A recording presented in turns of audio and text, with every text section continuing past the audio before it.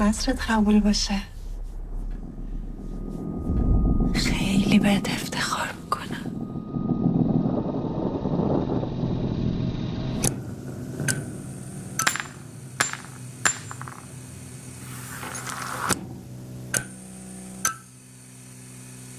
خب الانم که قاضی تحقیقات شده این خطرها هست دیگه. گفتم شرایط زندگی ما عوض شده، باید خیلی مراقب باشی. اینو بهم دادن برای حفاظت شخصی. برای چی؟ حفاظت از خودمون. الان از تو چیزی خواستم؟ ناحقه. تو نت در اومده مشخصات باباست، آدرس خونه هم گذاشتم.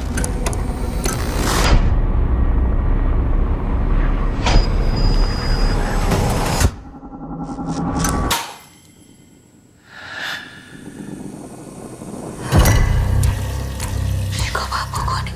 نمیدونم هیچی. همش دروغ. خاموشش کنم. اشتباه دیدی بود که به زن و بچه‌ت گفتی کارت چیه؟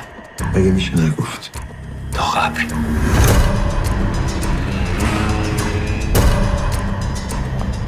رزوان کجایی؟ چی شده؟